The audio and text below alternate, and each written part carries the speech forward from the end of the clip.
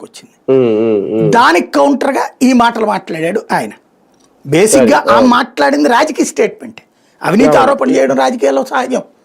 అదే సందర్భంలో ఇట్లా చనిపోయిన దానికి నీది బాధ్యత అని చెప్పడం కూడా సహజం. అయితే ఇక్కడ దానికి ప్రసన్న కుమార్ రెడ్డి ఏం కౌంటర్ చేయాలి? ఇసుక వాడు మీరు ఏమన్నా తీసుకోవట్లేదా, ఇసుక కూడా తవ్వుకుంటే నాకు అవుతుందా అని అడగాలి. అప్పుడు ఇసుక మద్యం మమ్మల్ని ఎవరిని తినలేదు జగన్మోహన్ రెడ్డి, ఇప్పుడు మీరు తింటున్నట్టు.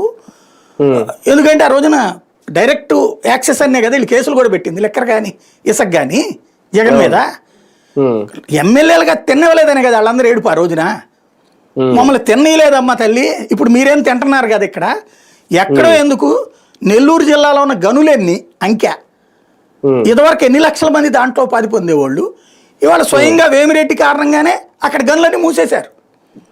ఇవాళ వేమిరెడ్డికి అగ్రిమెంట్ కుదుర్చుకునే గనులు మాత్రమే ఓపెన్ చేసుకోవాలి, వాళ్ళకి ఆ అమౌంట్ ఇచ్చుకుని కథ నడపాలి ఫర్దర్ ట్రాన్స్పోర్టేషన్ కానీ ఇదంతా కూడా.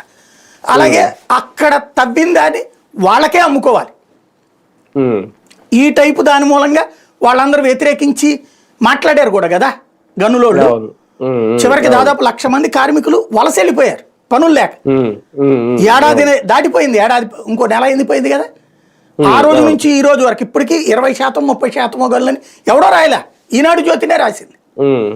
ఇవన్నీ మాట్లాడాలి. అవినీతికి ఆన్సర్ ఏంటి?